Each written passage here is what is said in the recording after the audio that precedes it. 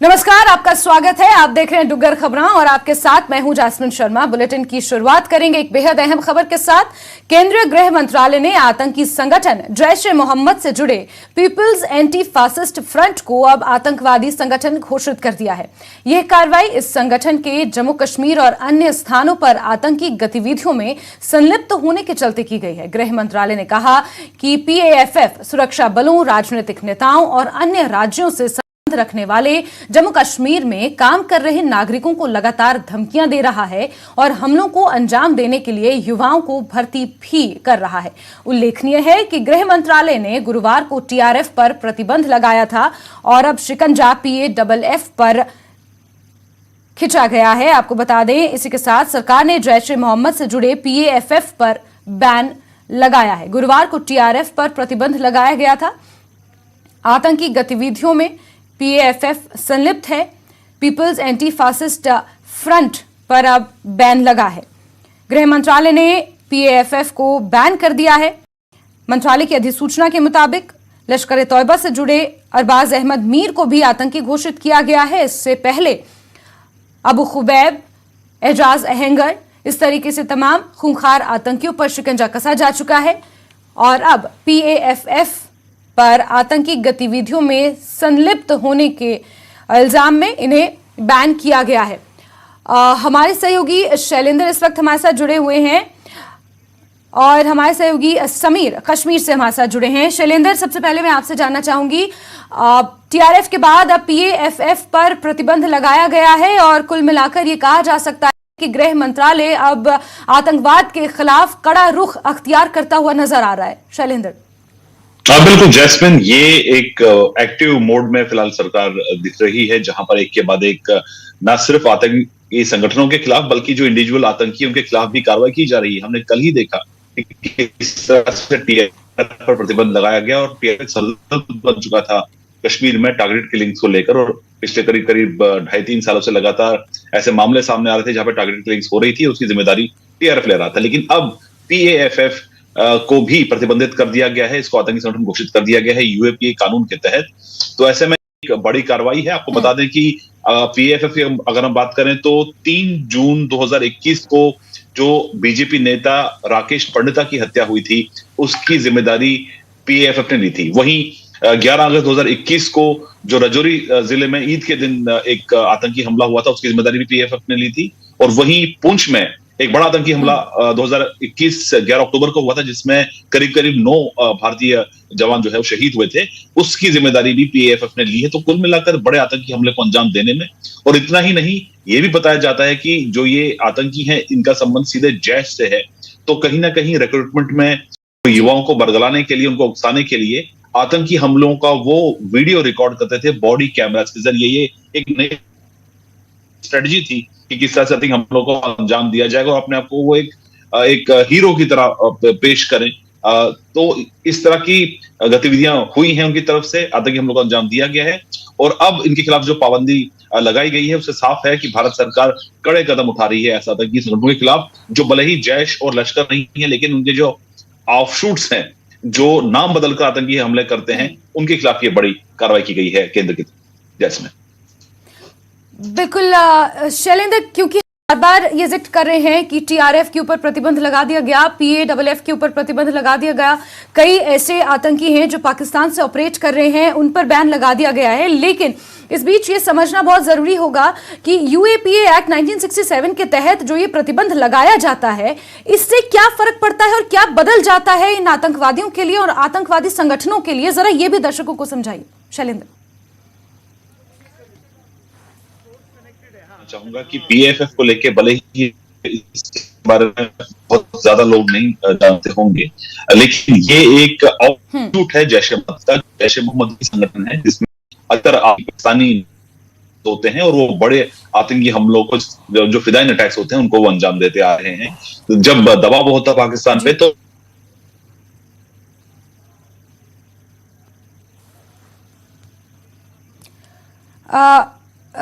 चलिए शैलेंद्र से दोबारा हम जुड़ने की कोशिश करेंगे, लेकिन इस बीच समीर हमारे सहयोगी हमारे साथ जम्मू कश्मीर से जुड़े हुए हैं। समीर, टीआरएफ के बाद अब पीएएफएफ पर शिकंजा कसा है सरकार ने और आतंकवाद के प्रति एक करारा प्रहार के तौर पर इसे हम देख पा रहे हैं।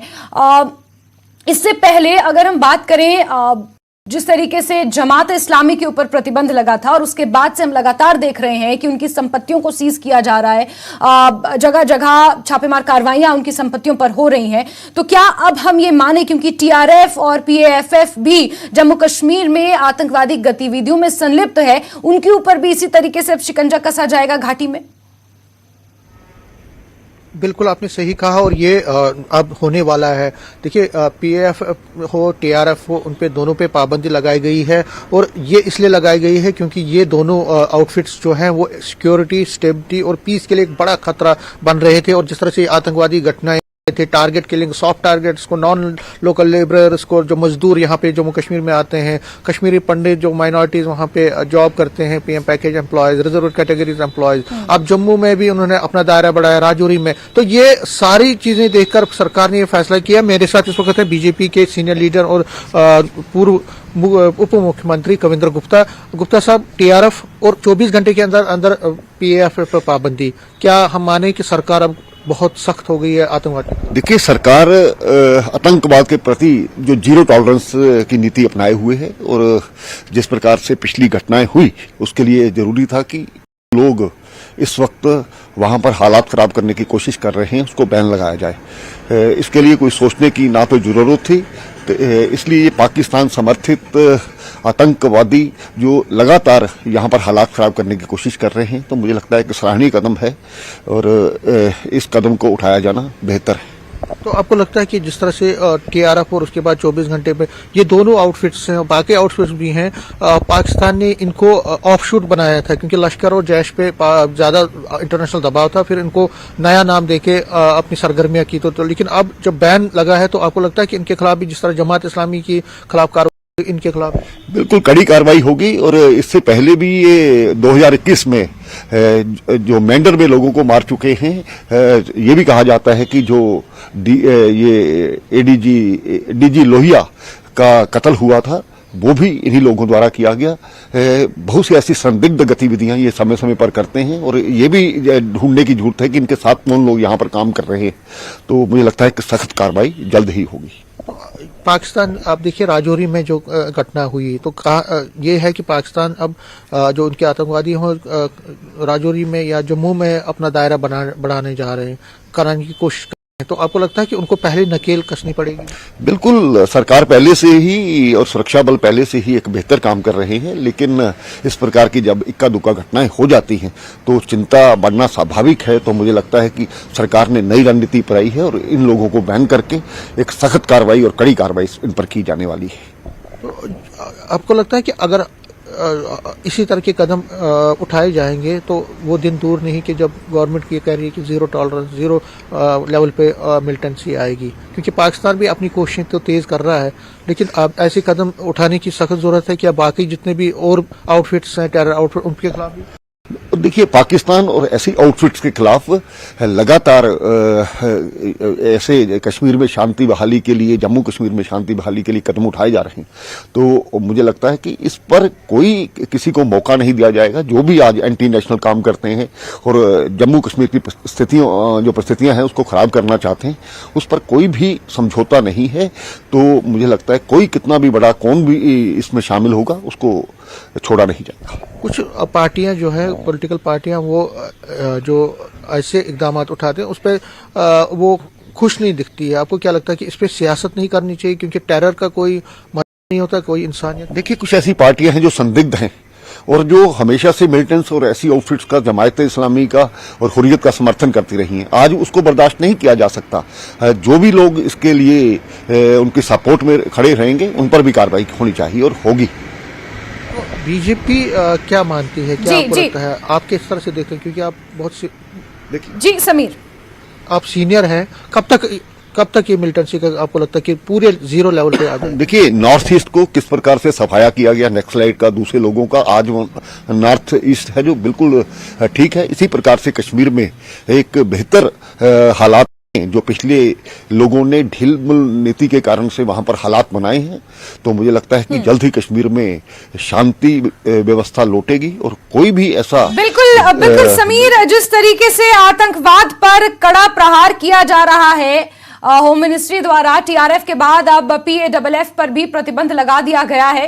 कहीं ना कहीं आतंकवाद को लेकर जीरो टॉलरेंस की नीति सामने आई है और घाटी में जाहिर सी बात है इससे फर्क देखने को मिलेगा। शैलेंद्र और समीर, आप दोनों का बहुत बहुत शुक्रिया इस तमाम जानकारी के लिए। और आगे भी खबरों का रुख करेंगे, रुकते एक छोटे से ब्रेक के लिए।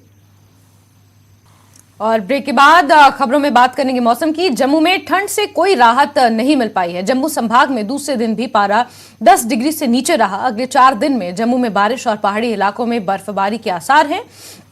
सूखी ठंड से लोगों को दिक्कतों का सामना करना पड़ रहा है।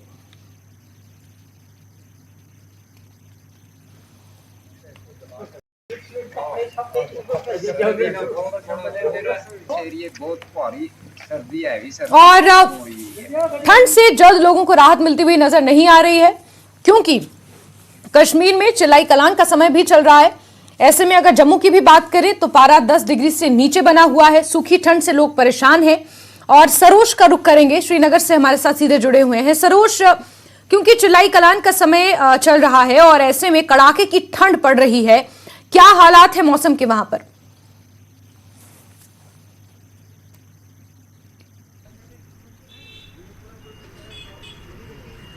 बिल्कुल जैस्मिन, आप ठंड के हवाले से बात कर लें तो हालांकि थोड़ा सा इजाफा आया है टेम्परेचर में बनस्बत जो कल टेम्परेचर था या परसों टेम्परेचर था, क्योंकि आसमान साफ नहीं है। उस वजह से यहाँ का जो टेम्परेचर रिकॉर्ड किया गया था आज रात को वो -1.4 था। हमारे साथ कुछ टूरिस्ट जुड़े हैं जो ठंड के हवाले से हमसे बात करना चाहेंगे। आप अपना नाम बताएं। मेरा नाम हनी है जी। कहाँ से आए हैं आप? मैं आया हूँ दिल्ली से। तो कैसा लग रहा है आपको यहाँ पे ठंड का? बहुत ही ज़्यादा ठंड है, मेरे से तो कंट्रोल नहीं करी जा रही। और मतलब डल लेक में भी पूरी बर्फ जम रही है, पूरा ही फ्रीज हो रहा है सब कुछ यहाँ पे। देखिए, जैसा सब लोगों का यहाँ पे कहना है, मोस्टली जो टूरिस्ट आते हैं इस वक्त यहाँ पर वो ठंड के लिए, वो बर्फ के लिए आते हैं। और जो ये सारे टूरिस्ट है इस वक्त ये अपना रुख जो है ये इस वक्त गुलमर्ग और पहलगाम की तरफ कर रहे हैं, क्योंकि वहाँ पे बर्फ काफी ज्यादा है। तो हम कई सारी दिक्कतें आ रही है अभी अगर आप बात कर ले तो, क्योंकि टेम्परेचर माइनस हो जाता है, उस वजह से जो पानी की पाइप्स है वो जम जाती हैं। लोगों का जो यहाँ पे लाइफ है वो थोड़ी सी लेट स्टार्ट होती है। तो ओवरऑल जो है अगर हम कहें तो जो टूरिस्ट है या पूरा कश्मीर है उनको इंतजार है तो वो है बर्फ का। बिल्कुल बिल्कुल। और सईद और जहूर भी हमारे सहयोगी जुड़े हैं हमारे साथ। सईद बांदीपुरा से हमारे साथ है। सईद, बांदीपुरा में ठंड का क्या हाल है?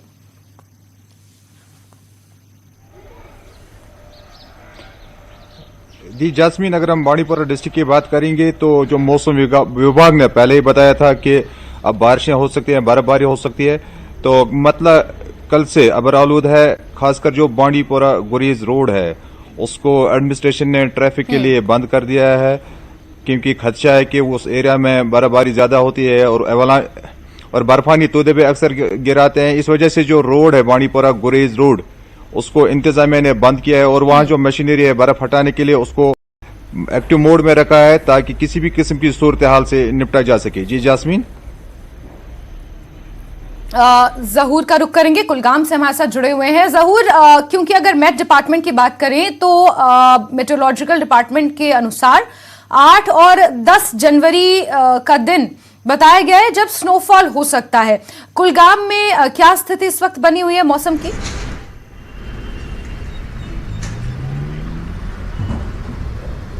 बिल्कुल जैस्मिन, हम आपको बताएं कि इस वक्त हम नेशनल हाईवे पे खड़े हैं और ये श्रीनगर जम्मू कौमी शाहराह है। और यूजुअली हमने कुछ दिनों से देखा तो काजीगुंड में जो दर्जे हरारत था, टेम्परेचर था, वो बहुत ही ज़्यादा कम था और माइनस में चला गया था। और वादी के अगर टेम्परेचर रिकॉर्ड की हम बात करें तो ये एक ऐसा इलाका है जहाँ पे -9 भी चला गया था, यानी कि -9 तक चला गया था ये टेम्परेचर। और लेकिन चूंकि अगर हम ओवरऑल डिस्ट्रिक्ट की बात करें या इस इलाके की बात करें तो अभी जो है मौसमी हालात के पेश नज़र इंतज़ामिया ने पहले ही जो है हंगामी इकदाम उठाए हैं और इसमें कुछ हेल्पलाइंस भी जो हैं वो लोगों तक वो रखी गई है, बहाल रखी गई है। साथ ही अगर हम बात करें कंट्रोल रूम और ये जो इलाका है यहाँ पे बहुत ज़्यादा बर्फबारी होती है। अगर पीर पंचाल रेंज की बात करें और अभी अगर चूंकि इस हाईवे की बात करें तो हाईवे यूजुअली बंद रहता था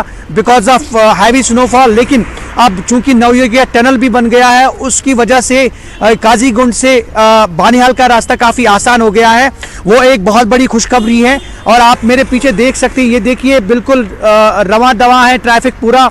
और ये पूरे हम इस वक्त काजीगुंड के मकाम पे खड़े हैं। लेकिन अगर मौसमी हालात की बात करें तो मौसम चूंकि जो प्रिडिक्शन है पेशन गोई है, तो उसके चलते 8 से 12 तारीख की प्रिडिक्शन। और ऐसे में जो इंतजामिया है उन्होंने पहले ही इकदाम उठाए हैं सो दैट कि लोगों को किसी तरह की परेशानी ना उठानी पड़े। लेकिन अगर हम बात करें इस हाईवे की, तो हाईवे अभी थ्रो है, अच्छे से चल रहा है। लेकिन हमसे कुछ लोग बात कर रहे थे अभी, वो बोल रहे थे कि शायद बर्फ आ सकती है। तो दैट्स वाई कि जो भी इस रास्ते पे चल रहे हैं, अभी हाईवे पे चल रहे हैं, तो वो ये सोच के चल रहे हैं कि जल्द से जल्द अपने मकामात पे पहुंच जाए। और ऐसे भी लोगों से एक जो है अपील की गई है, एडवाइजरी इशू की है। स्नोफॉल शुरू हो सकता है और फिर इस हाईवे पर स्थिति जो है वो कहीं ना कहीं खराब हो सकती है, जान हो सकती है, लोगों को परेशानी हो सकती है। हम सरोज का रुख करेंगे। सरोज, आप डल झील के किनारे खड़े हैं और आजकल जो मौसम का हाल है, सुबह सुबह के मौके पर डल झील पूरे तरीके से जमी हुई नजर आती है। और कुछ सालों पहले तो ऐसा मौका था जब यहाँ पर गाड़ियां भी चली, मोटरसाइकिल्स भी चली। हालांकि आज वो हालात नहीं होते हैं, लेकिन फिर भी डल झील काफी हद तक जम जाती है। सैलानी वहां पर डल झील का नजारा देखने के लिए पहुंचते हैं, लेकिन ठंड बहुत ज्यादा है। ऐसे में स्थानीय जनजीवन जो है, जो लोकल बॉडीज हैं वहां पर, उस पर भी इसका असर देखने को मिलता है।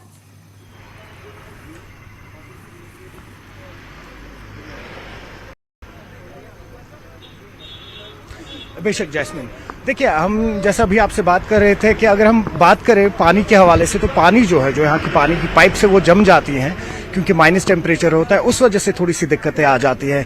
लेकिन आप देखेंगे तो जो टूरिस्ट हैं, टूरिस्ट का फ्लो जो है वो कम नहीं हो रहा है बिल्कुल भी। जैसा कि हमने आपसे पहले भी कहा था कि लोग यहाँ आ रहे हैं, रुक रहे हैं, लेकिन उसके बाद क्योंकि उन्हें बर्फ़ देखनी है वो गुलमर्ग जा रहे हैं, वो पहलगाम जा रहे हैं।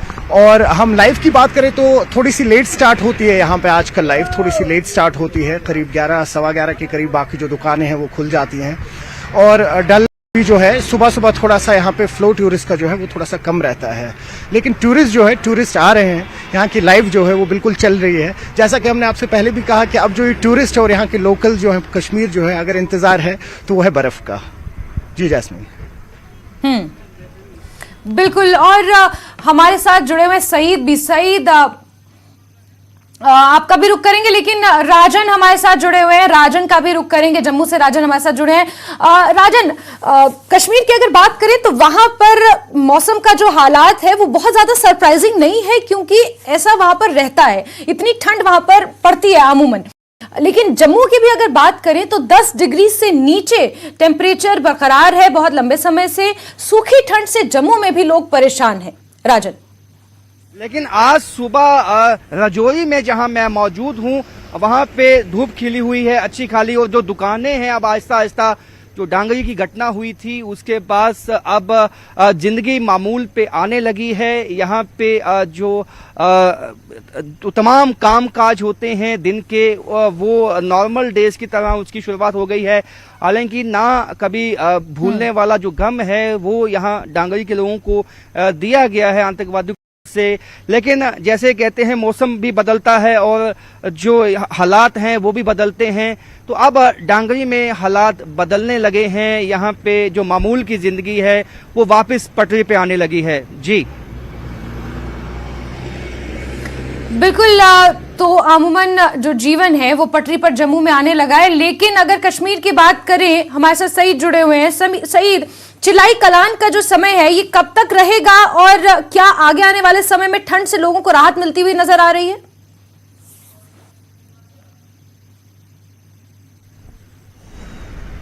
जो चिलाई कलान का समय होता है ये 40 दिन का समय होता है और इसमें जो दर्जा हरारत है वो काफी गिर जाता है और बर्फबारी जो होती है वो भी इसी जो पीरियड होता है 40 दिन का, उसमें सबसे ज्यादा बर्फबारी होती है और यही बर्फ जो है ये जमा रहती है लंबे समय तक। और इसके बाद जो बर्फबारी होती है वो ज्यादा देर पर साबित नहीं होती है, वो पिघल जाती है वो वाली बर्फ। लेकिन ये जो बर्फबारी होती है चिलाई कलान के पीरियड में, जो 40 दिनों का पीरियड होता है, इसमें जो बर्फबारी होती है वही स्टोर रहती है जो ऊपर जो एरियाज है, जो फॉरेस्ट एरिया या जो बड़े ऊंचे ऊंचे पहाड़ है, वहां पे यही बर्फ स्टोर रहती है। और फिर बाद में जो मौसमी बहार होता है और यही बर्फ हमारे सामने पानी की शक्ल में आ जाता है। जी जास्मीन। बिल्कुल। और हमारे साथ हमारे सहयोगी जहूर भी कुलगाम से जुड़े हुए हैं। जहूर, इस वक्त मैं आपको देख पा रही हूँ, आप नेशनल हाईवे पर खड़े हैं और जिस तरीके से आप जानकारियां दे रहे हैं कि 12 जनवरी तक बर्फ की संभावनाएं जताई जा रही हैं। लोगों का ये मानना है कि जल्द से जल्द अपने गंतव्य तक, अपने डेस्टिनेशन तक पहुंचा जाए, ताकि अगर स्नोफॉल शुरू हो तो फिर उन्हें दिक्कतों का सामना ना करना पड़े। लेकिन ऐसे मौके पर जो स्थानीय प्रशासन है उसकी जिम्मेदारियां भी बढ़ जाती हैं, क्योंकि स्नो के मौसम में बर्फबारी के दौरान हमने देखा है कि बहुत सारे हादसे भी होते हैं नेशनल हाईवे पर खास तौर पर।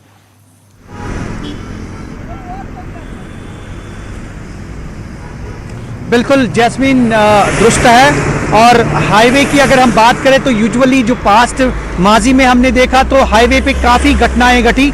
और अगर हम टनल की बात करें, आज से बिल्कुल 2 साल पहले यहाँ टनल पे भी एवलांच आया और एवलांच आने का खतरा जो है वो बहुत ज़्यादा होता है। और उस एवलांच में भी काफ़ी पुलिस कर्मचारी जो है वो मारे गए थे। और हुआ ये कि जो एवलांच है टनल के पास वो पुलिस पोस्ट पे आ गिरा और जिसकी वजह से कुछ पुलिस कर्मियों की जो है वो मौत वाक़या हुई। उसी तरह से हमने ये देखा में कि जो बर्फ होती है, जहां पहाड़ी इलाके होते हैं वहां पे एवलांच ज़्यादा होते हैं। और जैसा कि सईद ने अभी बताया कि जो चिलाई कलां का मौसम होता है वो तकरीबन 40 दिन का होता है। ऐसे में जो ग्लेशियर्स होते हैं वो मुंजमद होते हैं, फ्रीज हो जाते हैं और वही उन्हीं का पानी जो है वो आगे आगे आता है और वो मौसमी बहार में उसका जो है वो लुत्फ उठाते हैं लोग और वो पानी इस्तेमाल करते हैं। लेकिन अगर हम इंतज़ामिया की बात करें तो इंतज़ामिया जो है वो मुतहरिक हो गई है और गियर अप हो गई है ऑलरेडी, क्योंकि आजकल जो प्रेडिक्शंस होती हैं और जो महकमा मौसमियात की पेशन गोइयाँ होती हैं उस पर ही एक्ट किया जाता है।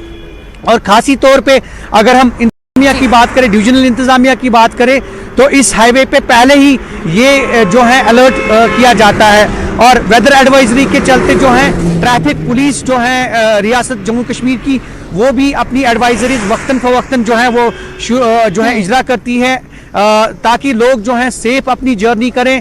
और चूंकि ये जो पैच है, हमने ये देखा कि काजीगुंड से बानिहाल या रामबन का पैच जो है काफ़ी ख़राब है और इस पर अभी मरम्मत चल रही है, उस वजह से काफ़ी लोगों को मुश्किलात पेश आती हैं। बिल्कुल। तो यहाँ पर अभी आगे आने वाले समय में ठंड से बहुत ज़्यादा राहत मिलती हुई लोगों को कश्मीर में तो नज़र नहीं आ रही, हालांकि जम्मू में धूप की चिलकोर जरा हमें नजर आ रही है। हमारे सहयोगी राजन वहां पर मौजूद हैं। तो इसी के साथ राजन, सरूश, सईद और जहूर, आप चारों का बहुत बहुत शुक्रिया मौसम का हाल दर्शकों तक पहुंचाने के लिए। चलिए आगे बढ़ेंगे और बात एक और अहम खबर की, जहां एसएसजी रोड और मुगल रोड बंद कर दिया गया है। सभी तरीके के वाहनों के लिए ये रोड बंद है। ताजा बर्फबारी के बाद से ये रोड बंद कर दिया गया है। जम्मू श्रीनगर नेशनल हाईवे पर यातायात फिलहाल जारी है, लेकिन एसएसजी रोड और मुगल रोड को सभी तरीके के आवाजाही के लिए बंद कर दिया गया है। ताजा बर्फबारी हुई है जिस वजह से इस रोड को बंद कर दिया गया है। हालांकि जम्मू श्रीनगर नेशनल हाईवे पर ट्रैफिक अभी जारी है, लेकिन एसएसजी और मुगल रोड को ताजा बर्फबारी के बाद बंद कर दिया गया है ट्रैफिक के लिए।